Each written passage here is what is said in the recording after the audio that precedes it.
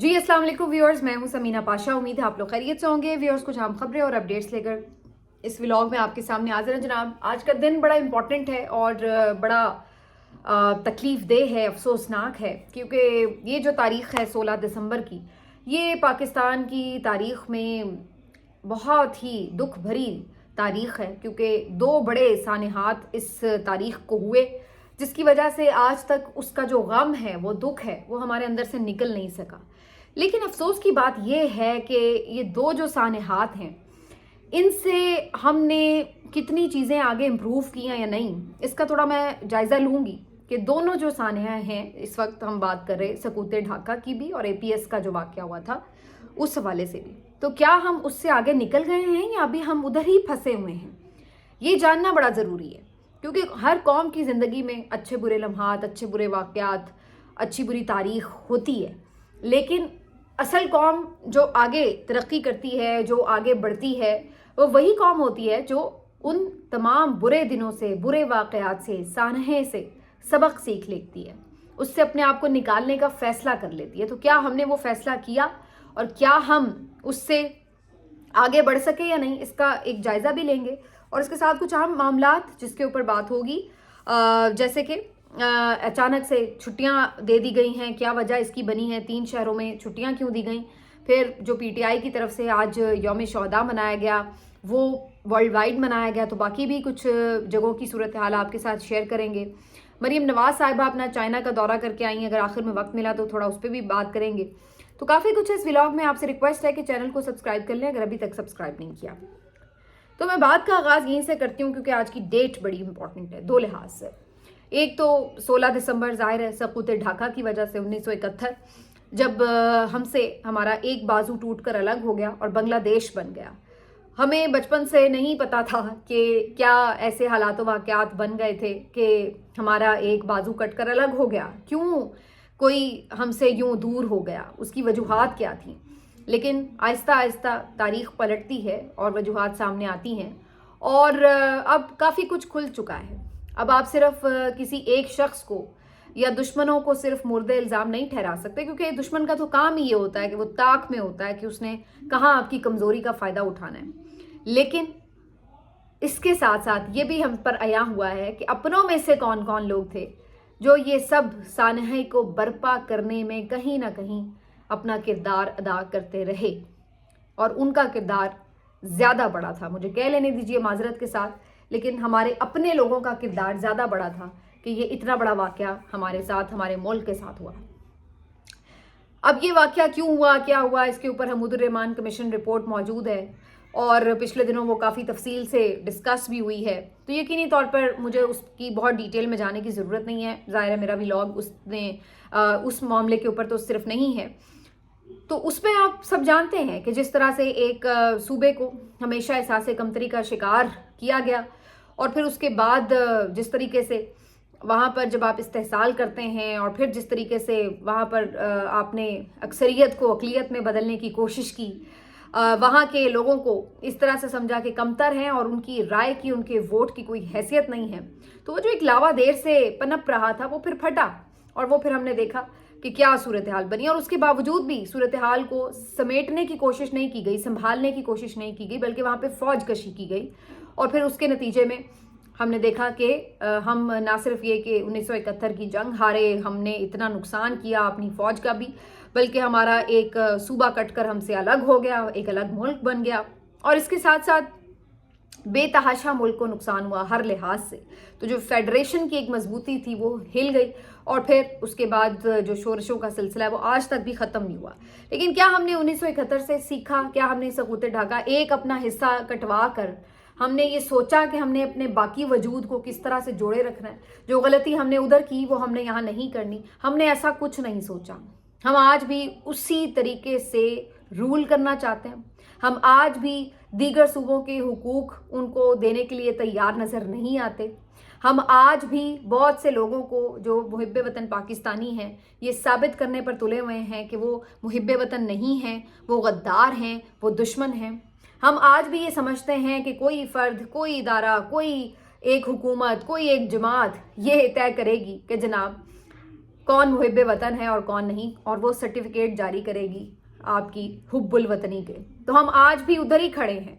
2 सूबे इस वक्त हमारे सुलग रहे हैं। तो बजाय इसके कि हम ये सोचते कि बंगाल हमने खोया तो अब हमने अपनी पॉलिसी तब्दील करनी है, हमने सोचा कि नहीं, बंगाल तो हमने खो दिया, हमने अभी भी बदलना नहीं है, और हम आज भी उसी पॉलिसी पर कारबंद हैं। हमने आज भी बलूचिस्तान में एक आग सुलगा रखी है। हमने आज भी खैबर पख्तूनख्वा को पूरी तरह इस तरह से कोशिश की है, हम तुले बैठे हैं कि वहाँ पर भी क्यों इस लिहाज से शोरश नहीं हो रही कि उनको भी हम हर वक्त ये एहसास दिलाते हैं। यहाँ से विफाक से आवाज़ें आती हैं कि अफ़गानी आ गए, हमलावर आ गए, फेडरेशन पे हमला करने आ गए।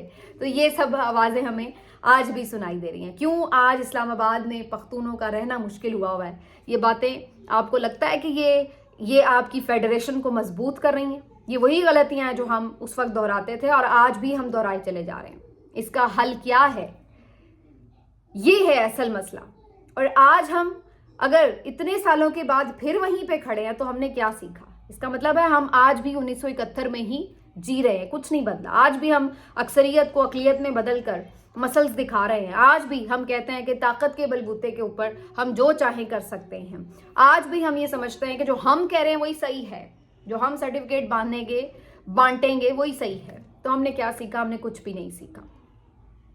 इसलिए अगर हमने कुछ सीखा ही नहीं, अगर हमने अपनी पॉलिसी नहीं बदली, तो फिर हम नताइज कैसे बदल सकेंगे? ये याद रखिए।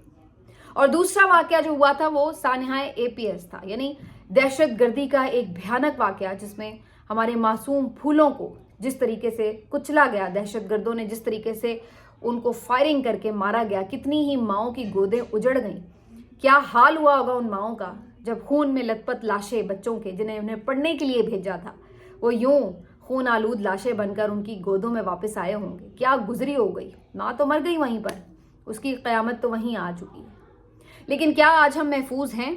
क्या उस वाक़े के बाद से आज तक, अब तकरीबन 10 साल हो गए, क्या हमने 1 दिहाई में अपना मुल्क सिक्योर कर लिया? क्या आज हम ये समझते हैं कि हम वाक़तन दहशतगर्दी को जड़ से ख़त्म कर चुके हैं और उसके असबाब को भी ख़त्म कर चुके हैं? हालत यह है कि आज फिर हमने अपने मुल्क में 3 बड़े शहरों को बंद कर रखा है। क्यों? क्योंकि दहशतगर्दी का खतरा है। हमारी हालत यह है कि आज भी हम अपने कबायली इलाकों को फौज से खाली नहीं कर सकते क्योंकि दहशतगर्दी का खतरा है। हम आज भी बड़े इज्तिमात करते हैं तो हम कहते हैं कि दहशतगर्दी का खतरा है। आज भी बहुत सारी हमारी इंटरनेशनल एक्टिविटीज़ जो हो सकती हैं वो उस तरीके से नहीं हो रही होती क्योंकि लोगों को डर है कि हमारे मुल्क में दहशतगर्दी है। हमारा दोस्त मुल्क चाइना, जो हमेशा हर मुल्क में हर वक्त में हमारी मदद करता है, ज़ाहिर उनके अपने भी इंटरेस्ट होते हैं, वो इन्वेस्ट करता है, लेकिन अब वो भी इस परेशानी का शिकार है कि उनके लोगों को भी हम तहफ़्फ़ुज़ नहीं दे सके। उनके कितने इंजीनियर्स मारे जा चुके हैं दहशतगर्दों के हमलों में। तो हमारा मुल्क क्या महफूज है? तो दोनों अगर हम बातों का जायज़ा लें तो हम आज भी वहीं खड़े हैं जहां हम जब ये सानहे हुए थे, हम वहां खड़े। अचानक से आज भी एक नोटिफिकेशन आता जी, लाहौर में तमाम स्कूल और कॉलेजेस बंद किए जा रहे हैं, रावलपिंडी में तमाम स्कूल और कॉलेजेस बंद किए जा रहे हैं, सियालकोट में तमाम स्कूल और कॉलेजेस बंद किए जा रहे हैं, और कोई वजह भी उसमें नोटिफिकेशन में नहीं बताई जाती। और अल्टीमेटली बाद में ये खबर आती कि शायद कोई सिक्योरिटी थ्रेट्स हैं जिसकी वजह से स्कूल कॉलेजेस बंद किए जाएंगे। तो क्या अगर परसों सिक्योरिटी थ्रेट होगा तो फिर क्या हम दोबारा स्कूल कॉलेज बंद करेंगे? अगर उससे अगले दिन होगा, पूरा हफ्ता सिक्योरिटी थ्रेट रहेगा, तो हम सब कुछ बंद रखेंगे? तो हमने फिर क्या किया 10 साल कि हम अगर आज भी अपने आप को महसूर करने पर मजबूर हैं इसलिए कि हमें सिक्योरिटी थ्रेट है, कि हम अपने बच्चों को खौफ के मारे स्कूल नहीं भेज सकते, तालीम हासिल करने नहीं भेज सकते क्योंकि हमें सिक्योरिटी थ्रेट है। तो फिर क्या मकसद है हमारे तमाम सिक्योरिटी इदारों का, इंटेलिजेंस एजेंसीज का, अगर हम अपने आप को आज भी इनसिक्योर समझते हैं कि हमें घर में रखना है अपने बच्चे को क्योंकि हम अपने बच्चे को स्कूल भेज नहीं सकते क्योंकि सिक्योरिटी थ्रेट है? और फिर उसके बाद आप ये देखिए कि जिन लोगों के साथ ये वाकयात पेश आए, क्या उन तमाम लोगों को इंसाफ मिला? क्या वो दहशतगर्दी के वाकयात को हमने कैफरे किरदार तक पहुंचाया, उन मास्टरमाइंड्स तक हम पहुंच सके? ये अपनी जगह सवाल मौजूद है। और फिर उसके बाद हम तो ये चाहते हैं कि इन वाकयात के ऊपर آپ قوم کے بچوں کو بتائیں کہ یہ ہوئے، یہ کیوں ہوئے، اور اس کے بعد اب یہ نہیں ہوں گے، اس کی کیا ڈائریکشن ہے، اس کو کیوں ہم یہ کہہ سکتے ہیں کہ اب انشاءاللہ ایسے واقعات نہیں ہوں گے۔ ہم تو چاہتے ہیں کہ اسکول جائیں بچے 16 دسمبر کو، اور جا کر وہ اپنے ساتھی طالب علم جو شہید ہو چکے ہیں ان کو خراج عقیدت پیش کرتے، ہم انہیں بتاتے کہ کس طرح تعلیم کے حصول میں وہ لوگ گئے ہوئے تھے اور کس طرح سے یہ واقعات پیش آئے، ان سے محبت کا بچے اظہار کرتے، اور پھر اسی طرح بچوں کو وہ تعلیم بھی دی جائے کہ کیوں بنگلہ دیش بنا، کیوں وہ ہم سے الگ ہوا۔ لیکن ہم صرف چھٹی منانے والی قوم ہیں، ہمیں صرف آسان حربہ اور آسان حل پتہ ہے، اور وہ ہے کہ جناب چھٹی دے دو، سب بند کر دو، سوشل میڈیا تنگ کر رہا ہے بند کر دو، احتجاج آ رہا ہے مارکیٹس بند کر دو، روڈز بند کر دو، سڑکیں بلاک کر دو، ہر چیز بند کر دو، کوئی زیادہ بول رہا ہے اس کی زبان بند کر دو، پھر بھی بول رہا ہے اس کو اغوا کر کے اس کو کہیں بند کر دو۔ تو ہمارے پاس ہر چیز کا آسان حل ہوتا ہے کہ بس بند کر دو، تو ہم یہی کر رہے ہیں کہ ہم نے سب کچھ بند کر دیا ہے۔ کسی کو آپ کچھ نہ بتائیں کہ ہم نے کیوں بند کیا ہے، اور ہم صرف چھٹی منائیں اور ہم کہیں کہ واہ ہمارا ملک اتنا ہی ترقی کر رہا ہے، دن دگنی اور رات چوگنی ترقی کر رہا ہے، ہمیں ضرورت ہی نہیں کام کرنے کی، پڑھنے لکھنے کی، ہم چھٹی منائیں گے صرف۔ پہلے ہم اسموگ کی وجہ سے مہینہ اسکول بند رکھیں گے، پھر اس کے بعد ہم اس طرح چھٹی منا لیں گے، پھر آگے پھر ہم سردیوں کی چھٹیاں منائیں گے، پھر اس سے آگے ہم بہار کی چھٹیاں منائیں گے، پھر ہم گرمیوں کی چھٹیاں منائیں گے، پھر ہم ہر قومی دن 9 نومبر کی چھٹی منائیں گے، پھر ہم مطلب کوئی دن ہم یہ نہیں ہے کہ جس وجہ سے آپ چھٹی دے رہے ہیں تو بھائی آپ اسکول اور کالجز یونیورسٹیز میں ان کے بارے میں لوگوں کو آگاہ کریں۔ بھائی 9 نومبر کی چھٹی دینے کا کیا فائدہ ہے؟ اس سے تو بہتر یہ ہے کہ آپ اس دن لوگوں کو اسکول بلائیں، اسمبلی میں علامہ اقبال کے افکار کے بارے میں بتائیں کہ وہ کون تھے، ان کی کیا شخصیت تھی۔ ہمارے بچپن میں تو ہم یہی کرتے تھے کہ باقاعدہ اس دن پورا ایک ہوتا تھا پروگرام بزم ادب ٹائپ، جس میں ساری تقاریر ہوتی تھی علامہ اقبال سے متعلق، ٹیبلیوز ہوتے تھے، ان کے جو نظمیں ہیں اس کے اوپر بچے پرفارم کرتے تھے۔ تو یہ کوئی ہم نے کیا کیا، چھٹی منا کے گھر میں بٹھا دو، بتاؤ نہیں کہ بھائی یہ شخصیت کیوں اہم ہے، یہ واقعہ یہ دن کیوں اہم ہے، بس چھٹی کر لو۔ تو یہ ہے ہماری سوچ، ہر وقت چھٹی کرتے ہیں اور چھٹیاں کراتے رہتے ہیں، یہی ہماری اپروچ ہے۔ بہرحال اس ساری کے بعد جی شہداء کی بات ہو رہی ہے، تو شہداء ہیں پی ٹی آئی کے بھی، اور ان کا بھی آج انہوں نے خوب غم منایا ہے۔ یہاں پر جاپان میں بھی ایک تقریب منعقد کی گئی ہے، لندن میں بھی تقریب منعقد کی گئی ہے، دیگر ممالک میں بھی تقریب منعقد کی گئی ہے، اور شہداء کو خراج عقیدت پیش کیا گیا، ان کے حق میں فاتحہ خوانی کی گئی ہے، قرآن خوانی کی گئی ہے، دعا کی گئی ہے۔ آج پشاور کا اجتماع خاصا بڑا تھا، لاسٹ ٹائم میں نے اس پہ تھوڑی بات کی تھی، لیکن بعد میں جو مزید ویڈیوز آئی ہیں تو میں دیکھ رہی تھی کافی بڑا کراؤڈ تھا۔ تو یہ چیز شو کیا کرتی ہے کہ آپ کے جو لوگ ہیں وہ ابھی بھی اسی طرح کمیٹڈ ہیں، یہ نہیں ہو گیا کہ وہ خوف زدہ ہو کر گھروں میں بیٹھ گئے، کوئی آیا نہیں، وہ آج بھی کمیٹڈ ہیں، وہ آج پھر بڑی تعداد میں آئے ہوئے تھے۔ دوسری جو اچھی بات یہ تھی کہ جو ساری لیڈرشپ ہے پی ٹی آئی کی، بیرسٹر گور ہوں، علی امین گنڈا پور ہوں، اسد کیسر ہوں، سلمان اکرم راجہ ہوں، شیخ وقاص اکرم ہوں، دیگر لوگ ہوں، وہ آپ کو عام کارکنوں میں بیٹھی ہوئی زمین پر ان کے ساتھ نظر آئی، اظہار یکجہتی کرنے کے لیے، ان یتیموں کے سر پہ ہاتھ رکھنے کے لیے، اور ان شہداء کے لیے قرآن خوانی کرتے ہوئے۔ تو یہ ایک بہت اچھا جیسچر ہے جو پی ٹی آئی لیڈرشپ کی طرف سے دیا گیا، اور یہ ضروری تھا کہ آپ اپنے کارکنوں کے ساتھ کھڑے ہیں، کیونکہ یہ بہت زیادہ جب لیڈرشپ میں اور کارکن میں ڈفرینس آتا ہے نا، ڈسٹینس آتا ہے، تو پھر آپ کوئی بھول جائیں کہ پھر آپ کا کوئی کارکن سے واسطہ ہے یا کارکن آپ کے لیے کھڑا ہوگا اگر آپ کارکن کے لیے نہیں کھڑے ہوں گے۔ تو یہ ضروری تھا کہ آپ ان کے ساتھ ایک اظہار یکجہتی کر دیتے، اور یہ ہم نے دیکھا کہ کیا۔ آج علی امین گنڈا پور صاحب نے بڑا زوردار خطاب بھی کیا اور سوال پوچھا کہ گولی کیوں چلائی، اور یہ وہی سوال ہے جو میں نے آپ سے کہا کہ یہ گولی جو چلا بیٹھے ہیں یہ بہت مشکل سے ان کی جان چھوڑے گی، کیونکہ یہ گولی چل گئی ہے شہیدوں کے اوپر، وہ تو شہید ہو گئے ہیں، لیکن یہ گولی ہر وقت اب ان کے دماغ پہ بھی چلتی رہے گی، اور ان کو جواب بھی دینا پڑے گا کہ گولی کیوں چلائی۔ اب صورتحال یہ ہے کہ میں بلکہ آج دیکھ رہی تھی انیک ناجی صاحب کا تجزیہ، اجمل جامی کے ساتھ انہوں نے وہ بات کی ہوئی تھی، اور انیک ناجی ہوں یا نذیر ناجی ہوں یہ زیادہ تر نون لیگ کے قریبی صحافی سمجھے جاتے ہیں، اور وہ یہ ایک بات کرنے پہ مجبور تھے آج، وہ یہ کہہ رہے تھے، حقیقت پسندانہ ان کا میں تو کہوں گی تجزیہ ہے، کہ کس تیزی کے ساتھ جو مقبولیت ہے وہ نون لیگ نے کھو دی ہے۔ वो कहते हैं कि अगले ही साल तो जब भी अब इलेक्शन हो, वो नहीं समझते कि कोई टिकट होल्डर भी दस्तयाब होगा, और अगर होगा तो फिर बाकायदा उसकी सिक्योरिटी का बंदोबस्त करना पड़ेगा। ये बातें नून लीग को आज कोई कहे तो उन्हें अच्छी नहीं लगेंगी, उन्हें लगेगा कि यार ये उल्टा हमारे खिलाफ बोल रहा है। लेकिन जो एक बात बड़ी इंपॉर्टेंट है, वो बड़ी ज़रूरी है, उनकी एक जुमले ने मुझे बड़ा हैरान किया। वो कहने लगे कि नून लीग से नफरत बड़ी हो गई है लोगों को। आप अंदाज़ा लगाइए, ये हर सियासी जमात के अच्छे बुरे दिन आते हैं, कोई किसी वक्त मकबूल होता है, कोई किसी वक्त मकबूल नहीं होता। पीटीआई किसी वक्त बहुत मकबूल थी, फिर बीच में गैर मकबूल हो गई, फिर दोबारा मकबूलियत के उरूज पर है। पीपल्स पार्टी ने बहुत उरूज व ज़वाल देखे हैं, PMLN ने बहुत उरूज व ज़वाल देखे हैं। तो पार्टीज़ की जो सारी स्ट्रगल है उसमें ये उरूज व ज़वाल आते हैं कि आप होते हैं, मकबूल भी होते हैं, गैर मकबूल भी होते हैं। तो ये चलता रहता है वक्त के साथ, बयानिए के साथ। लेकिन ऐसा बड़ा कम होता है किसी सियासी जमात के साथ कि लोग उससे नफरत करने लग जाएं। मतलब आप गैर मकबूल हो सकते हैं, लेकिन लोग आपसे नफरत करने लग जाएं, ये बड़ा कम होता है। तो नाजी साहब ये फरमा रहे थे, अनीक नाजी साहब, के इवन डिक्टेटर्स के दौर में आप ये सोच सकते हैं कि लोग डिक्टेटर से नफरत करते हों, लेकिन सियासी जमातों से लोगों को इस तरह की नफरत करते नहीं देखा। ये होता है कि लोग बददिल हो गए, कारकुन पीछे हट गए, मायूस हो गए, तो वो उतनी मकबूलियत नहीं रहती, उतना आपकी पार्टी फाल नहीं रहती।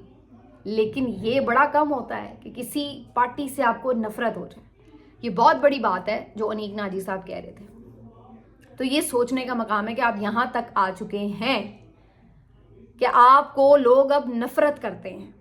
मुझे याद आ रहा है कि आरिफ भट्टी साहब, मैं उनके साथ GNN पे काम करती थी, बड़े सीनियर साफ़ी हैं ज़बरदस्त। उन्होंने अक्सर, वो कभी मैं शो पे उन्हें लेती थी तो वो फ्लुएंसी में बोल जाते थे खून लीग, और फिर वो खुद ही करेक्ट कर देते थे कि ओहो नून लीग मेरा मतलब है। तो मैं कहती थी कि ये शरारत करते हैं शायद भट्टी साहब के, खून लीग इनके मुंह से वाकई निकल जाता है, तो ये क्यों कहते हैं?